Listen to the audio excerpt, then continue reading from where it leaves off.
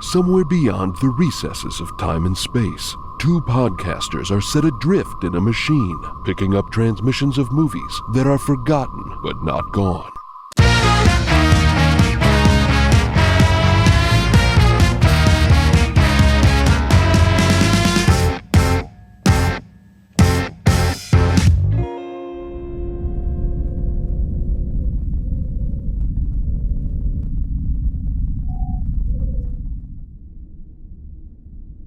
Here's a question for you.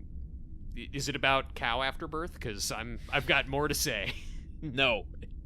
Putting a plug in that one. No, that was wrong choice of words. Okay. They every time there's a new update, like you go from PS3 to PS4, PS4 to PS5. Yeah. They will redo some games. Like Resident Evil 4 just got a massive remastering for PS5. They are never going to stop releasing that game for the rest of our lives. But they're like full overhauls. Yeah. Yeah, but I mean, by the end of your life, you will have spent $100,000 on Resident Evil 4. My question is, why don't they do that for a movie like Barnyard? Like, they could go back, remaster the we're coming up on the fucking hell. We're coming up on the 20th anniversary of Barnyard. Get the gold edition with all the director's commentaries. They reunite the cast at South by Southwest. But what a way to like reboot the TV series. Like you do a hard just remaster of every single detail in this movie texturally and re-release it for the 20th anniversary and reboot the TV series off it. And so they get Steve Oedekerk to come back and kind of CGI a bunch of extra stuff into the background, like there's goofy dancers in the background. Well, I mean, there's already a lot of goofy dancers CGI'd into every scene. One would say, let's erase a few. Yeah, or there's like a bit where someone's walking in circles around one of the animals, and now they CGI it so he steps on their tail, and that isn't that a fun new addition? Fuck. The worst thing. I mean, listen, I'm not gonna go into that kind of podcasting because there are too many like that. We don't need to do there. Good. Let's not cross that line. I will tell you one thing that I didn't find an opening because we talked so poorly about the character design and everything in this film. There's one aspect.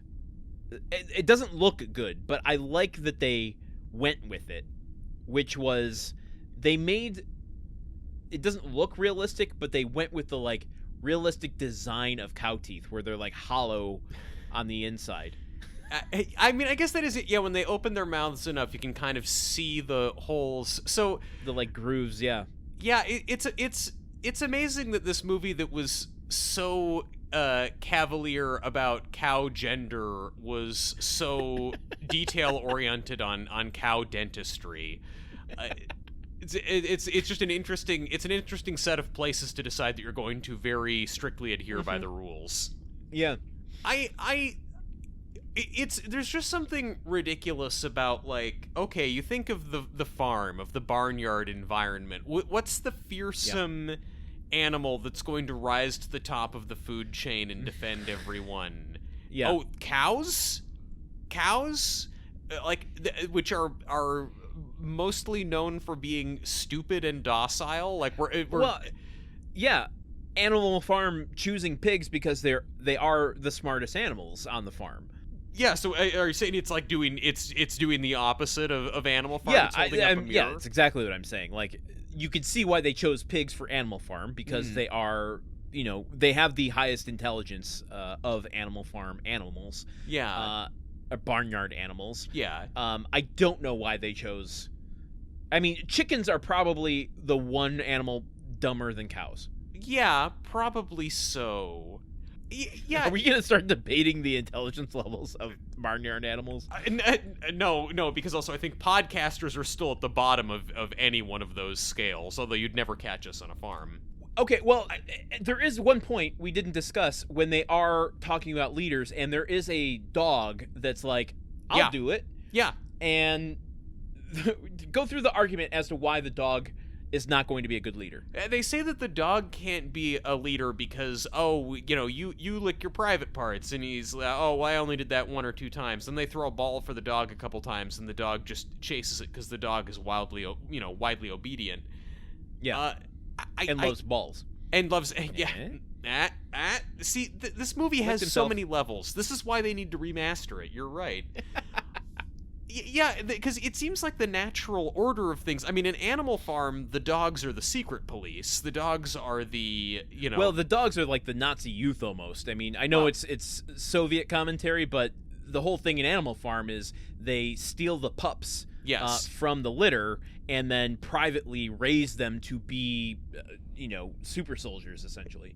This is what I'm trying to get at, really. Okay. I don't understand why the movie had to be about cows. Was that really the best animal we could find to center a movie on? That's what it all comes back to. He just has a cow thing. I want to kind of watch his other movies now to see if cows come back again. Do you think he wrote them all on a gateway computer? I don't know if he ever did a Thumbation movie where every nipple on an udder has a thumb face on it. Oh God, I hope not. That's for his private collection. Sorry, Steve. I shouldn't have said that. That's on the Super 8 reel that he watches late at night with a glass of brandy, paid for with his massive earnings from Barnyard. Yes, every cow has to have an udder. Every udder has to have 8 nipples. And every one of those nipples is a thumb. There is a certain fascination in his films and in his work with showing you things that look bad, because those Thumbation shorts, I think part of why as a kid I was so just unwilling to even look at them was that it is sort of unsettling to see a face superimposed on a thumb. Like, he's got a knack for showing us things we don't want to see. Well, then what is that in Patch Adams? Patch Adams is the movie Patch Adams. It's a thing we don't want to see. We don't want to see a guy in clown makeup telling a kid, like, hey, you've got cancer. I don't know. Patch Adams is funny because, well, I'm sorry, let me be clear. Patch Adams, the movie, is not funny, or at least so I'm told. I didn't see it. But it's an interesting case in that it is a movie that it is not a movie that is forgotten. Everyone knows Patch Adams. You say Patch Adams, everybody knows what that is. But no one has seen it, I feel like.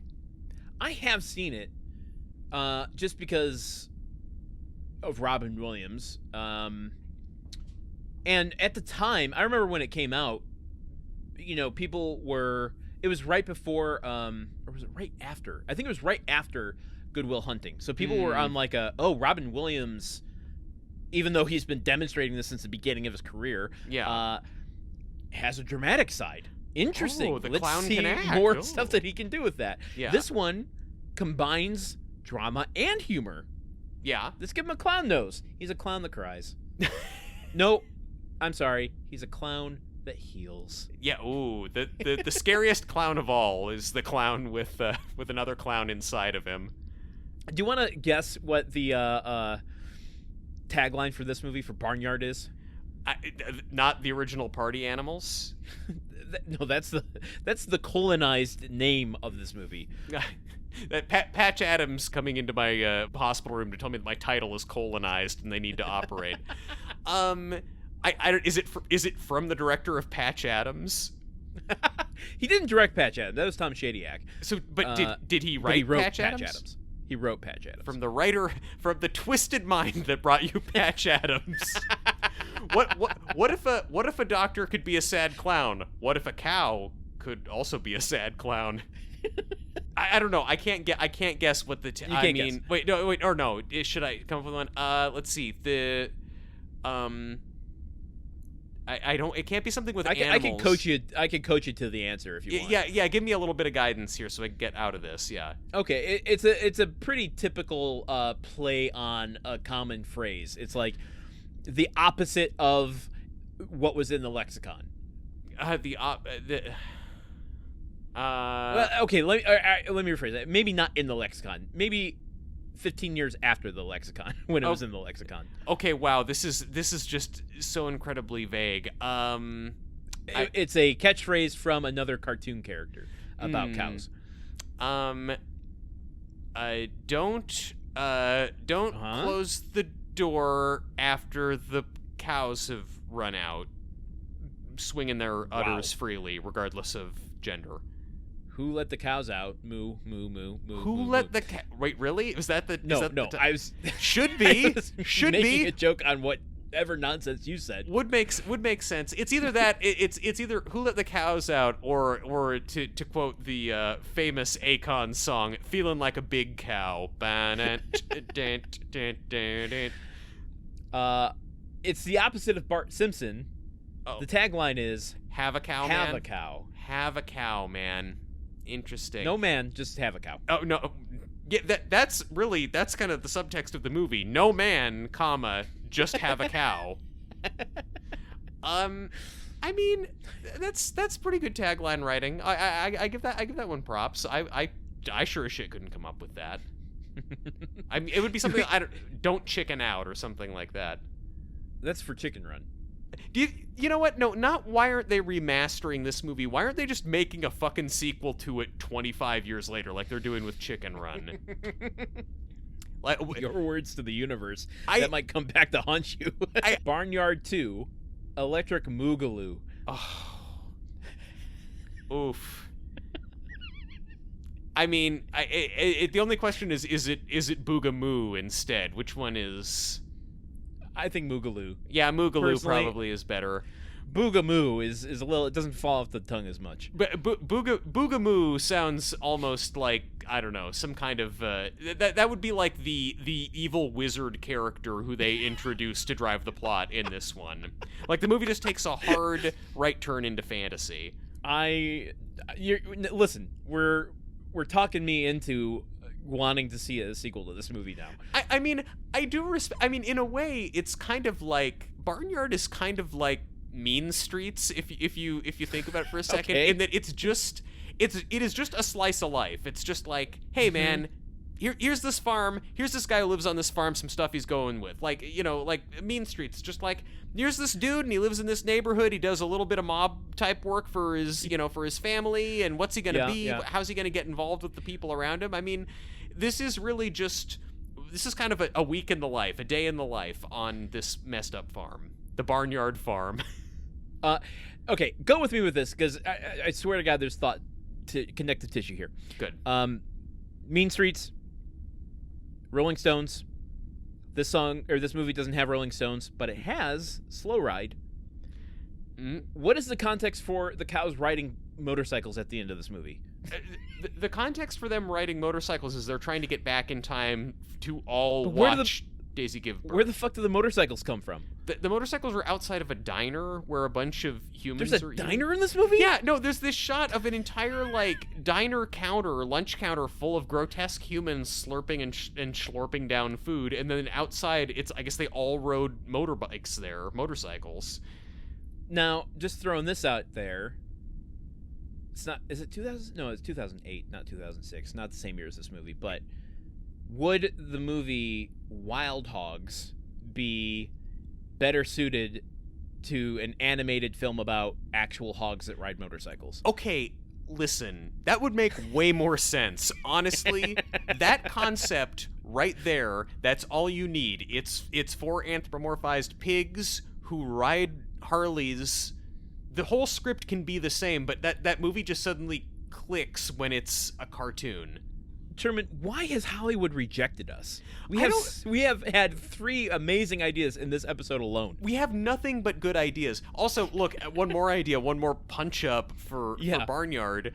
The group of wild animals have gotten onto the motorcycles and are riding them, but do we hear Born to be Wild? No.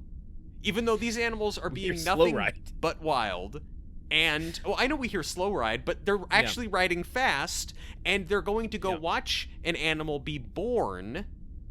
Oh my God, you're right. So, it's... Listen, I'm not gonna say that I was aware of it. I retroactively can articulate the feeling I had that there was something missing in that moment, and it was the lack of Born to be Wild. I mean, it was the lack of Steppenwolf. Do you think Steppenwolf is like Led Zeppelin about licensing out that song, and that's why we've just never heard it in any movie when it would really fit all these movies? No, I don't, because I think they license it out to any movie that asks for it. I just don't know why they aren't asking. I feel like I've said this before, but it just, if you're making on the nose needle drop decisions, I mean, the fact that Don't Back Down or I Won't Back Down is in this movie. Weird choice. It's such a weird choice, but I mean, how else would we know that Sam Elliott's character isn't gonna back down when he is facing down all those coyotes? Well, yeah, a little weird 10 minutes into a PG movie just to hear Sam Elliott's acoustic version going, I won't stand at the gates of hell and I won't back down. Yeah, also, maybe he wouldn't have died if instead of pulling out the guitar in the chicken coop and playing Won't Back Down while he looks at the coyotes, he just, like, fought the coyotes.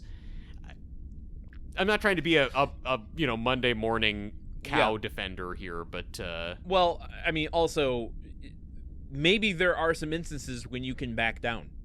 Yeah, it would make sense. Maybe... What kind of toxic masculinity kind of propaganda are we pushing here? By the way, did you know the 1950s animated version of Animal Farm was funded by the CIA as anti-propaganda? I did not know that. The CIA was so busy making propaganda that they were like, "Oh boy, we better balance this shit out." Much like you balancing out reading Animal Farm twice by watching Barnyard 3 times, they did the same. Yes, exactly. That is wild. How do we get the CIA to fund what we do?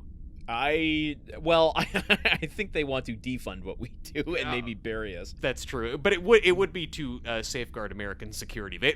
It's because we got a little too close to the truth when we said that this movie is a metaphor for the Bush years. Yeah, the only thing saving us is there's very little intelligence with what we've got going on here. Should we talk at all about the Barnyard video game that was also released? I mean, look, this is news to me. I suppose this is the problem when I watch the movie too close to the recording time. I can't fully fall down the same rabbit holes as you. There was a video game, huh? There's a video game where you can basically reenact everything that happens in the movie. You can go have a party. It's an open world video game. It's like Grand Theft Barnyard. You can play pranks on the mailman. Where there's like a little. So we didn't talk about that scene in the movie. I mean, it's just kind of part of the nonsense at the beginning. But one of many montages. Yes. Otis is like pulling a prank on the humans, i.e., a mailman in this instance, where the mailman is delivering mail and Otis is standing behind him. Whenever the mailman turns his back, Otis like gets up on his 2 legs and starts dancing, and then mailman turns around and quickly he's back on all fours, back and forth, him getting up on his feet, etc. Yeah. It's hilarious. It's great. So good. You could do that in the video game with like a little gauge where you have to hit the button at the right time before the mailman turns around so that you pass the Constitution save. That doesn't... I guess it's a stealth save. Yeah, it's a Constitution save if the mailman hits you. I really feel the flop sweat of the group of game designers hired to make the tie-in game for this. Like watching how excited they were to make this game. It's like, okay, let's watch the movie. Let's see what we've got to work with. Okay, well, he's gonna start his hero's quest eventually, and no, they're just gonna stay at the bar. Oh, another dance scene. Listen, I'm not a game developer. I don't know anything about that world and industry. I have to imagine the game was probably easy to make because they just took the graphics from the movie and added interactive prompts to it. They didn't have to recreate any of the animation or the character designs, anything. It's just the movie looks like a bad CD-ROM video game to begin with. Maybe the game actually came first, and they had to cut a whole bunch of cinematics and stuff out of the Barnyard game, and those became the Barnyard movie. LucasArts is like, We have to recoup our expenses on this bust at some point. Can we sell this to Nickelodeon and turn a profit through a bad movie? I mean, we never should have hired John Romero to make the Barnyard game. He blew all our money. He did a very aggressive ad campaign about how great it was gonna be. Oh, this is flopping. Put out a movie. Just put out a movie. Everyone will forget. Oh my god. I'm now looking at the gameplay section for the game, and just one of my favorite notes on this Wikipedia page is there are many references to the Barnyard movie. Okay, interesting. In the Barnyard, the movie, the video game. Yeah. Also, this just contains major spoilers for the movie Barnyard. They talk about how Ben dies in the game as well as in the movie, and that's. Oh my god! Is there like a button mash event where you have to get the birth of the cow out of the? Just hit square enough until it's free from the womb. Press X to gnaw through umbilical cord. tap R2 to just bully your new girlfriend into naming the baby after your dad. Just a cow chewing on the umbilical cord like it's cud. Oh, God. See, their teeth are flat and they can cut through and mash at the same time. And then also the male cow just rubs their udder on the food first, though, to soften it up so that the teeth with the holes in them can really start wearing it down. What have we done? What have we done here? I mean, well, all we've done was look at something that was done to us as a society. I guess that's true. I got one more thing before we go into the trailer game, which is I don't know how much there is here, but being a former stand-up comic, there's a moment at the beginning party scene where there's a rooster, I believe it is, doing crowd work and stand-up. And we alluded to it a little bit in the main conversation, but it's like this is the ghost version of stand-up. Like, how do we allude to this world of stand-up comedy? You know, what is stand-up comedy? How can we boil it down to its bare essence and sell it in a kid's film so that they know kind of what it is? Yeah. Like, it looks like stand-up. It sounds kind of like stand-up. It's not at all stand-up. Yeah, and also the bits that this rooster comedian is doing, like at one point, like there's a horse sitting there with his hooves up on the edge of the stage and goes, put your feet down. What were you, raised in a barn? And everyone just starts laughing, and it's like, don't you think that's like the first joke that every one of these animals is telling? Like later, but see, that's the thing, is where it's like I think it's making a joke on being a hack comic, but it's also having all the characters, including the horse who's getting made fun of, laugh at the joke, which then listen, there's a trope in movies that drives me nuts with stand-up comedy where it's made to look like stand-up comedy is 100% crowd work. And this is kind of playing on that idea, because all of the jokes he makes are pointing out things about people in the audience. When will we get positive representations of stand-up comedy in movies? Every time you see a stand-up comedian in a movie, he's a gangster, or he's making a pizza or something. Son of a bitch. But he also, like, I don't know, the fact that he's getting such a huge reaction off all of these very hacky crowd work jokes, like he looks at a bunch of turkeys and says, "What are you looking at, you turkey?" And people are just going nuts for it. I just love that these animals live in a community where they're supporting like live theater and performance, and like they're like, no one's heckling him. They're all listening.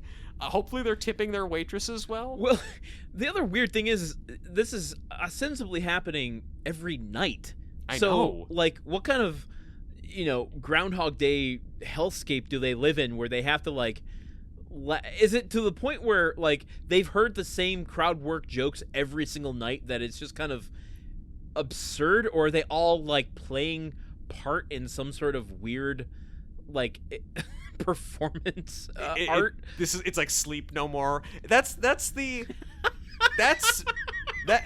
remastering that we need. It's not a new film version of Barnyard. It is a live, interactive, improvised theater experience in like a warehouse space in Queens, It's yard no more. No, wait, Landon. It's sleep no moo. Son of a god. Oh, okay. That's the end of Barnyard. Let's play the trailer game now, shall we? As if we can recover from that. Great segue. Let's indeed. Okay. If you're just joining us, the trailer game is where Truman and I watch the trailer for the movie that we're discussing. Neither of us have watched it before. We're about to now.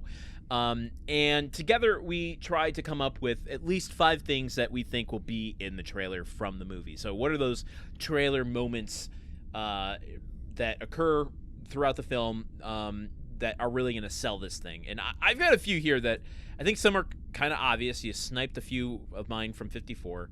Yeah. You get firsties this time. Okay, great. Awesome.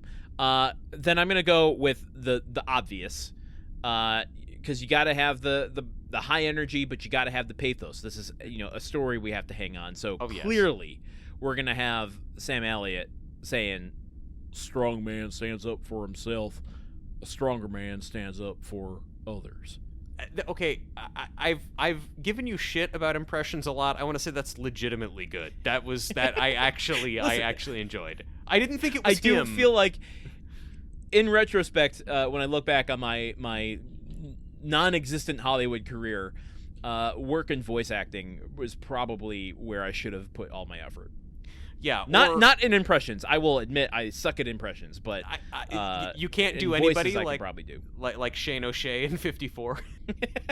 Yeah. The problem with impressions and things is like I can't do it unless I have a script in front of me. So like I was just about to do Vinnie Barbarino, and I'm like, I don't fucking up your nose with a rubber hose. No, that's bad. I'd have to work on it. Yeah, but I don't know who that guy is either. So, but if you took that voice and applied it to a non-existing character, maybe I could have had a career. Probably not. That's why I'm in Wisconsin doing nonprofit work. Let's go. Okay. Well, nice and depressing as we head into our character game. Okay. So, all right. Sam Elliott making the case for being the stronger man. Yeah. I think we're gonna get them cow tipping the kid. Like, I think that there's in terms of just they do hijinks. I mean, most likely the sequence of events is that we're going to see the kid cow tipping them, and then the cows tipping the kid and sneaking back out. But I'm going to just bet on cows tipping kid. Okay. You know what? That brings up my second one, which, as I'm thinking about it, maybe is putting too much of this into the trailer. But my thought was the cops scene is going to be in there with the car chase. Specifically, the trope in animated films, CGI animated films particularly, that we're in 2024 and we still haven't gotten away from it. The slow motion shot of like, in this scene, the car goes off the road during the cops sequence, the car chase sequence, and you just hear the I'm thinking Kung Fu Panda. Yeah. Getting going upside down, or the minions of their voices change as they are getting flung across something. I mean, it's in every fucking film. It's a timeless bit. I when executed well, it still gets a laugh out of me. I'll be honest. A hit is a hit, man. It's one that I have tired of. But I think that we're gonna get the cop sequence, and I definitely think we're gonna get the slow motion sequence. I think, look, if I can narrow it down, I think we're going to get Maria Bamford and her husband watching the cop sequence on TV specifically. Oh, interesting. Okay. Well, wow, we just built out a whole part. Okay, so Maria Bamford watching the cop sequence that follows the cow tipping scene, because it's all the same. Yeah. So I think that we both got our choices in. We got to discuss a kind of a joint one here, which is, what do you think is going to represent the partying? I mean, I think that because these are the original party animals. I think that part of it is going to be watching them cow tip the kid. I think that's how part of the show, like, ooh, they don't follow by the rules. It's going to be some dancing scene, probably. There's got to be dancing, but which one? They're not going to show the blues number with the fedora and all that bullshit. The least memorable, unless it's Shaggy. Is it Shaggy or is it Wild Mike? It's Shaggy. Because Okay. it's a song that you can hang a trailer on.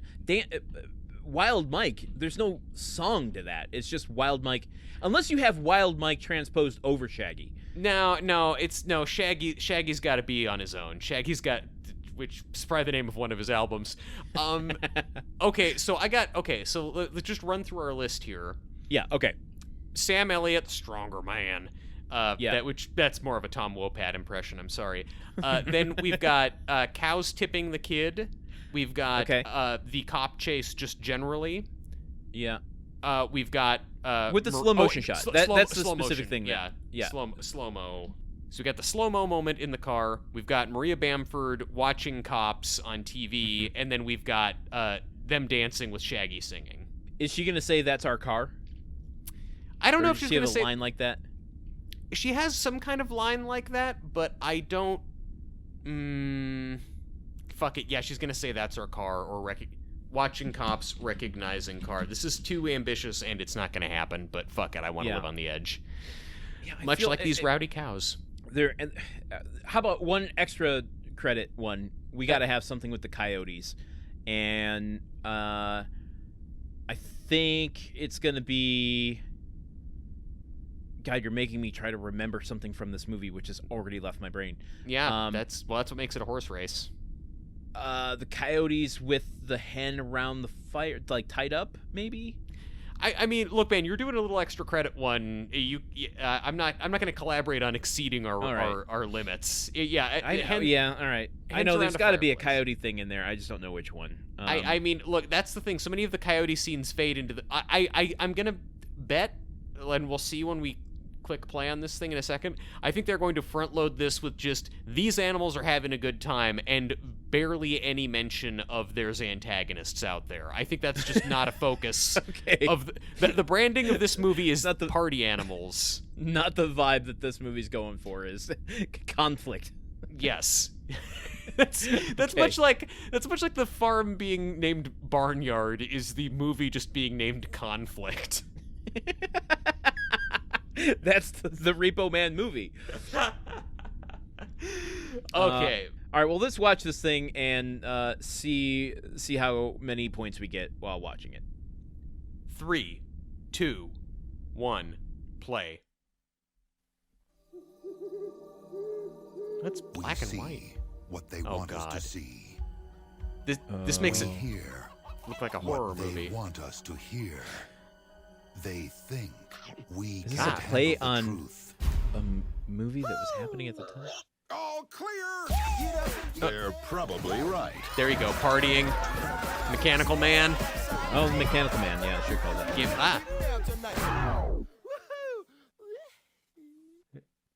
Oh, yeah, I should have thought of that moment. Being caught by the farmer. Grow up one day. Farmer Oh, sees, God, I hate looking at these guys. Not me, Pop. I'm just out trying to have some fun. golf scene. Another George W. Bush thing. Yeah, oh, but that's very Say true. it again. Rule number 1: no swimming in the pond. Wait, this wasn't it. Oh, this Number is 2, classic movie no trailer watching structure. television through the farmhouse window.